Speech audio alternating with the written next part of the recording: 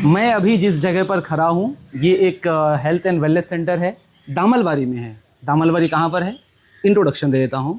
किशनगंज विधायक का अपना पंचायत, यानी कि किशनगंज विधायक जिस पंचायत से आते हैं उस पंचायत का अस्पताल।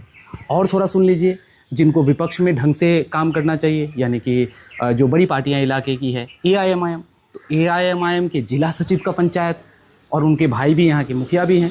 तो विधायक से लेकर के विपक्ष के जो लोग हैं, तमाम तरह के पावर दामलवारी में है, लेकिन उन पावरों का इस्तेमाल जनता के लिए जहाँ होना चाहिए वहाँ नहीं हो रहा है। इन पावरों का इस्तेमाल कहीं और होता होगा, लेकिन जनता के लिए इस्तेमाल होना चाहिए ताकि अस्पताल सही से चले, स्कूल ढंग से चले, नल जल का काम ढंग से हो। यहाँ बिल्कुल नहीं हो रहा है। तो अंदर जाएंगे और दिखाएंगे कि किस तरीके से इस अस्पताल का बेड़ा गर्क कर दिया है यहाँ के बेतहाशा पावर ने। तो ये पंजीकरण खिड़की है, यानी कि कोई भी मरीज आएंगे तो उन्हें यहीं से पंजीकरण करवाना है अपना, और 1 रुपये का पंजीकरण जो चार्ज है वो यहाँ देना है उसको। और उसके बाद डॉक्टर को दिखा करके, यानी कि जो डॉक्टर साहब हैं वो इधर बैठते हैं, और यहाँ से दिखाने के बाद जो है आपको इस खिड़की से दवाई लेना है। तो आप देख सकते हैं कि तीनों ही जगह पर कोई भी मौजूद नहीं है। और वाकई में सोचने वाली बात ये है कि ये जो अस्पताल है, एक तरफ पोठिया जो 24 किलोमीटर दूर है, दूसरा तरफ किशनगंज ज़िला मुख्यालय का अस्पताल, सदर अस्पताल, वो भी 25-27 किलोमीटर दूर है। और इस बीच में एकमात्र लोगों के लिए सुविधा को मुहैया कराने के लिए एकमात्र जो अस्पताल है, जो 2-4 दवाइयाँ मिलती है, वो भी समय से नहीं खुलती है। और इसका कई बार कारण ये भी बताया गया कि लोग नहीं आते हैं। तो भाई लोग आएंगे कैसे जब आप समय पर यहाँ पर मौजूद ही नहीं रहेंगे। यहाँ पर देख सकते हैं अतिरिक्त प्राथमिक स्वास्थ्य केंद्र दामलवारी और OPD में उपलब्ध दवाओं की सूची, यानी कि OPD में जो है आपको कुल 47 प्रकार की दवाइयाँ मिलने हैं, जो आप यहाँ पर देख सकते हैं। अब अगर आप आएंगे तभी ना मिलेगा। अब ड्रॉप्स को ले लीजिए, बहुत ज़्यादा लोगों को ज़रूरत पड़ता है ना, तो आप eye drop, ear drop, nasal drop, ये काफ़ी बाज़ारों से आप लोग ख़रीद लेते हैं। यहाँ पर सर्दी उर्दी होने से, नाक वगैरह बंद होने से, ये बेसिक चीज़ें आप ले सकते हैं। और भी अच्छी अच्छी दवाइयाँ यहाँ पर है जो आप देख सकते हैं। उसके अलावा जो है आप यहाँ पर देख सकते हैं, क्योंकि ये जो PHC है, APSC है, हेल्थ एंड वेलनेस सेंटर दामलवारी के रूप में कुछ साल पहले इसको डेवलप किया गया था।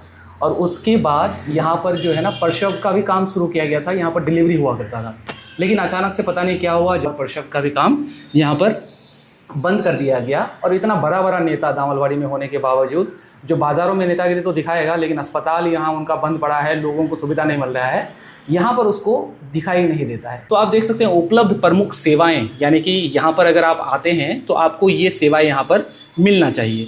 नंबर 1 में मातृत्व स्वास्थ्य देखभाल, परामर्श एवं सामान्य प्रसव की सेवाएं। सामान्य प्रसव की सेवाएं यानी कि जो C को छोड़ करके, सीजरियन को छोड़ करके जो जनरल डिलीवरीज़ है वो यहाँ करवाने की व्यवस्थाएं हैं। वो चीज़ का आप यहाँ पर लाभ ले सकते हैं। मातृत्व स्वास्थ्य देखभाल यानी कि गर्भवती महिला यहाँ पर आकर के अपना स्वास्थ्य की जांच करवा सकती है, और जो परामर्श है वो यहाँ से प्राप्त कर सकती है। तो इन तमाम चीज़ों में जो है ना सबसे इम्पॉर्टेंट ये है, जो 1 नंबर में आप देख सकते हैं, और वो पूरी तरह से बंद है और अस्पताल को बर्बाद कर दिया गया है।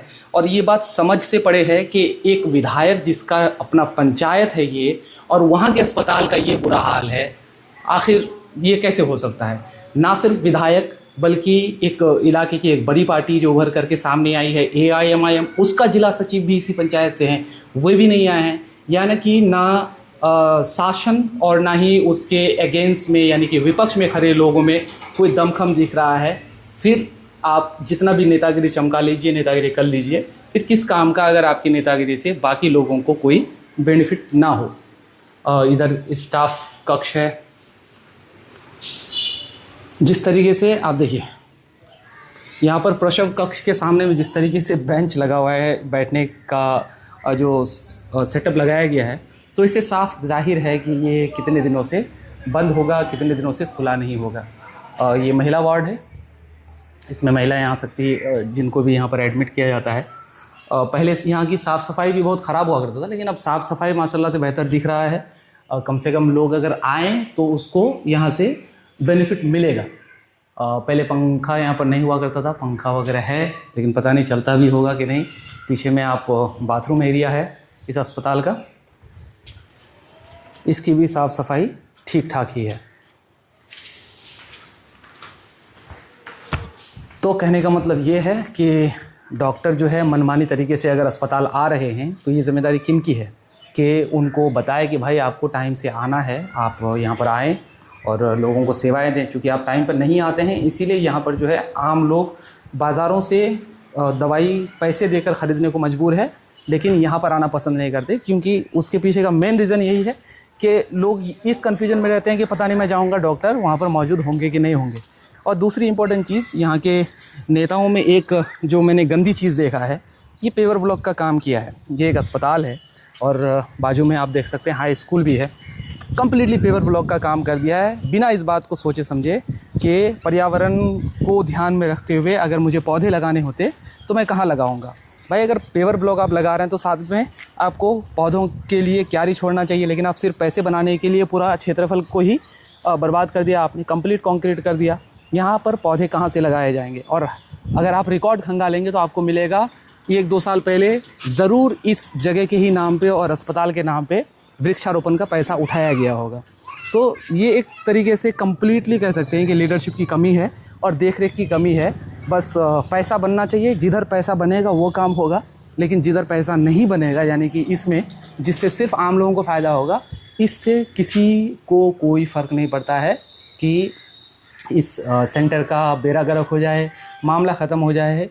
वो जनरेटर देख सकते हैं आप, वो जनरेटर जो है यहाँ पर आप लगा हुआ देख सकते हैं, लेकिन उसका इस्तेमाल बिल्कुल भी नहीं हो पा रहा है क्योंकि प्रसव ही बंद है और मरीज़ नहीं आ पाते क्योंकि उन्हें मालूम ही नहीं है कि कब खुला है कब बंद है। क्या नाम हो गया आपका? अहमद सारब। ये कहाँ के रहने वाले हैं? बोरोवारी। बोरोवारी के। तो आप आए थे यहाँ पर, क्या दिखा आपको? कितने बजे से बैठे हुए हैं? सुबह 8 बजे आ गए एग्जैक्ट टाइम पे। तो देखा कि कोई है नहीं। उसके बाद 1 घंटे के बाद फिर रिटर्न में आया हॉस्पिटल में, बच्ची की दवाई लेना है सर्दी खांसी बुखार के लिए। अब देख रहा हूँ कि कर्मचारी है, सफाई कर्मचारी है। इससे पता चला कि इससे बात किया तो ये बताते हैं 10 बजे 11 बजे के करीब यहाँ पे स्टाफ या डॉक्टर आते हैं। अच्छा, तो ओपीडी का टाइम है क्या एग्जैक्टली? जहाँ तक मुझे पता है 2 बजे तक लिखा हुआ है। 8 बजे तो आ जाना चाहिए, 8 बजे उसका सही समय है, नहीं आते। अभी क्या टाइम हो रहा होगा? अभी करीब 9:45। 9:44। हाँ 9:45। 9:45 बजे तक अभी डॉक्टर यहाँ पर कोई ओपीडी वाले कोई नहीं है? नहीं है।